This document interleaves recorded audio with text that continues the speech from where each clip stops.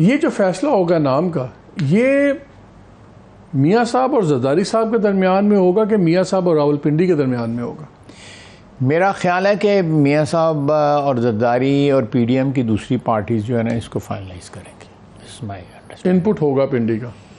मेरा मतलब इनपुट तो की मैं बात नहीं करूँगा, लेकिन कोई ऐसा कोई फैसला नहीं है कि जिसमें इंटरिम गवर्नमेंट में क्या होता है प्राइम मिनिस्टर इंटरिम गवर्नमेंट्स में वो आजकल पंजाब और दूसरी भी तो लंबी चल पड़ी है ना, इंटरिम गवर्नमेंट्स लंबी भी तो चल सकती है। वो तो थैंक्स टू इमरान खान, हाँ। उसका शुक्रिया अदा करना चाहिए ना। जैसे राजा रियाज कहते हैं, वो कहते हैं मेरे तो पुछ के करेंगे। नहीं वो ठीक कह रहे हैं ना, कानून तो आइन तो यही कहता ना।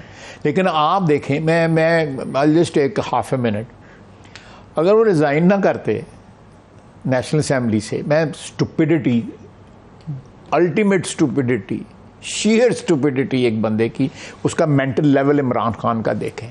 अगर वो रिज़ाइन ना करते तो साढ़े को 1.25 साल कटे जाना सी। हाँ, दूसरा सवाल, अगर ये दोनों जगह असेंबलियाँ ना तोड़ते, परवेज़ इलाही जो मिन्नत तरला करता था उसकी बात मान जाते, या परवेज़ खटक जो कहता था उसकी बात मान जाते, तो आपका ख्याल है कि यहाँ हमारी गवर्नमेंटें होनी थी? परवेज़ इलाही साहब आपको नज़र आता है छोड़ते हुए?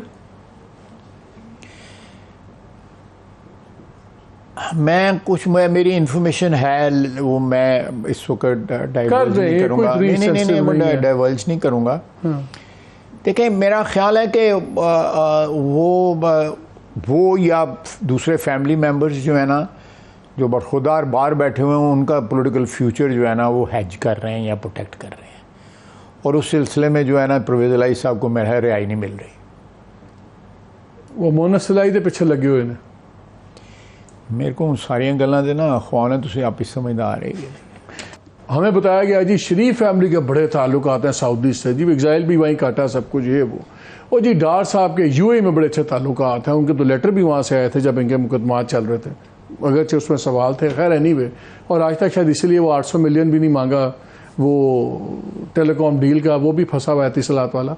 बट हैविंग सेड दैट, नहीं वो फंसा हुआ, कब से फंसा हुआ है वो आपको पता है ना। आर्मी चीफ 24-25 साल आर्मी चीफ को क्यों आपको इस्तेमाल करना पड़ा सऊदी अरेबिया से? मेरी एक बात जो है, रियलिटी जो है आपको एक्सेप्ट करनी चाहिए, और मुझे उसको उस पर चश्मपोशी नहीं करनी चाहिए।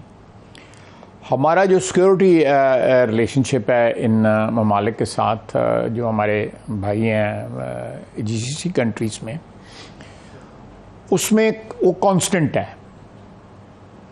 मेरी बात आप समझ रहे हैं ना? ठीक है। उसमें एक रवानी है, या उसमें कोई जो क्या आप कहते हैं कि बीच में कोई आप लोग आंदे जाते हो, पर वो थे हम पॉलिटिकल लोग जो है ना वो आते आते रहते हैं। पर्सनल लेवल पे ताल्लुकात जो है मसलन मियां नवाज शरीफ के कायम रहे, किंग अब्दुल्ला के वक़्त भी कायम रहे, अभी भी कायम रहे, अबू धाबी में भी कायम रहे। लेकिन जो थ्रस्ट जो है, जो हमारे वहाँ पे जो सिक्योरिटी रिलेशनशिप में है, वो थ्रस्ट जो है पॉलिटिकल रिलेशनशिप में जो है उसमें कमी बेशी आती रहती है। तो इसलिए जो हमारा कांस्टेंट रिलेशनशिप है, जिसमें आई वुड से कि ज़्यादा रिलायबिलिटी है उस रिलेशनशिप में, गारंटी आर्मी चीफ की चलती है। बिल्कुल भी, मैं I will not deny that, मैं कह रहा हूँ ना अपनी ज़बान के अंदर, सियासी ज़बान के अंदर, कि जो चीज़ कांस्टेंट है आप उस पर ज़्यादा एतबार करेंगे, या उस चीज़ पे ज़्यादा एतबार करेंगे जिसमें कोई उतार चढ़ाव जो है, ग्राफ जो है आगे नीचे होता रहता है। लेकिन एक चीज़ जो है जो अनक्वेश्चनड एक किस्म का एक relationship for a very long time, मैं बात कर रहा हूँ 70 की दहाई से बात कर रहा हूँ, सऊदी अरेबिया का उससे भी पुराना। मुझे यमन की जंग जब हुई है, मैं आपको एक इंटरेस्टिंग वाक़या बताता हूँ। 23 मार्च को स्टार्ट हुई थी 2014 को, मैं वहाँ पे 29 को गया। उनको हमसे बड़ा गिला रहा बड़ी देर। वो एक शीरी मुज़ाहिरी साहबा की अमेंडमेंट जो है रेजोल्यूशन में पीटीआई ने की, आपको वो भी याद होगी कि जी नहीं जाना चाहिए वहाँ पे और नहीं उनकी मदद करनी चाहिए, इस किस्म की थी सऊदी अरेबिया की यमन की जंग में। तो उधर उस we were constrained because of that resolution जो है पार्लियामेंट का। उन्होंने मुझसे गिले में पता क्या कहा, उन्होंने कहा हमारी नेवी में 2 गन बोट्स थी 71 की जंग में, हम उन गन बोट्स को जो है उस तरह नहीं इस्तेमाल कर सकते थे जिस तरह आप कर सकते थे अपनी सिक्योरिटी के लिए। हमने दोनों गन बोट्स जो कराची पोर्ट में पहुँचा दी, और जो भी हमारे वसाइल थे, थोड़े थे बहुत थे, वो हमने आपकी डिस्पोजल पर रख दिए।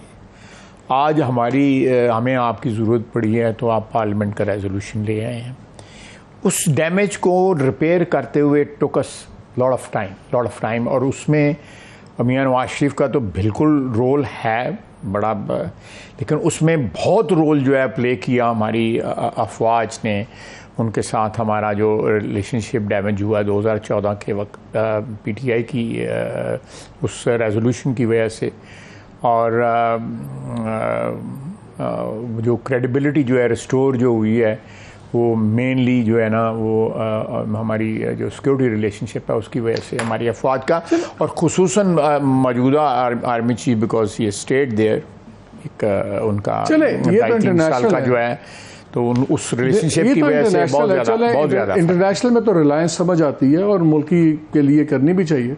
लेकिन अब ये लग रहा है कि आपका डोमेस्टिक मामलात में भी रिलायंस बहुत ज़्यादा फौज पर ही होता जा रहा है, और शायद आप लोग इसलिए भी बड़े कंफर्टेबल हो गए हैं क्योंकि इमरान खान की सीधी सीधी लग गई है इंस्टीट्यूशन के साथ, तो आपने कहा कि इंस्टीट्यूशन विल फिक्स हिम, तो इसलिए हमारा तो मसला ख़त्म हो गया। लेकिन क्या इंस्टीट्यूशन का इमरान खान से गुस्सा for whatever reasons automatically आपका वो प्यार में तो कन्वर्ट नहीं होता कि बिकॉज उससे नाराज हैं तो आप बड़े प्यारे हो गए? क्या कहते हैं, your friend is my friend and your friend's enemy is my friend, you know, वो आपको बात कर रहे हैं। नहीं, ऐसी कोई बात नहीं है।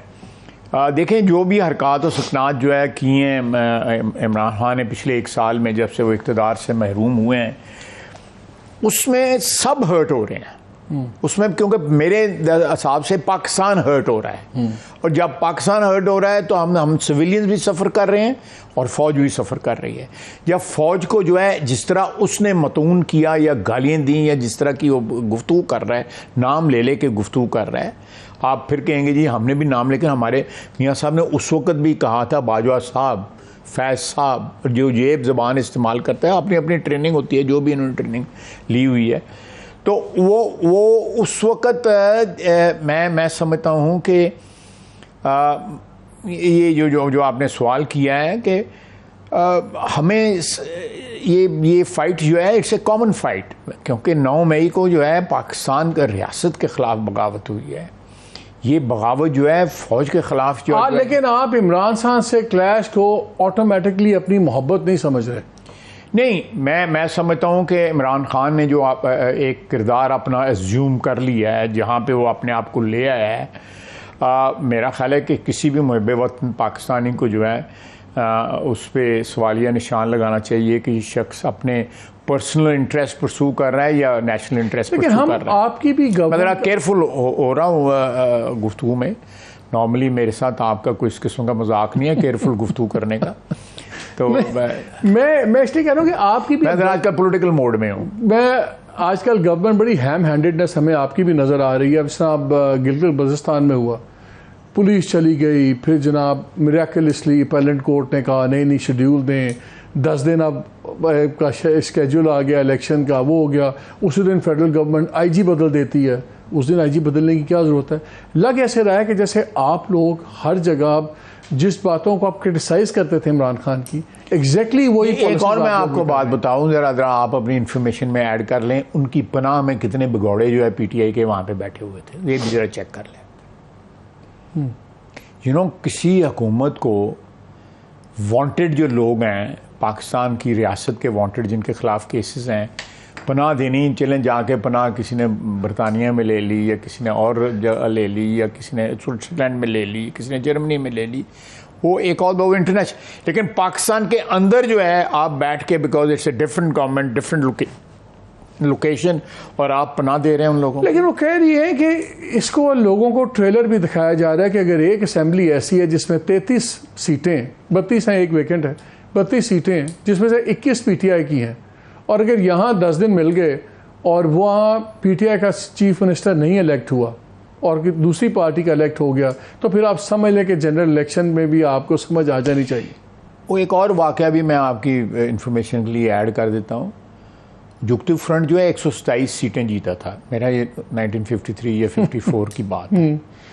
तो AK फजला को गवर्नमेंट नहीं बनाने दी थी, टोटल मेरा हाल 170 सीटें थी या 165, उसमें से 127 जीते थे। तो मैसेज था ना, तो नहीं बनाने दी गई थी।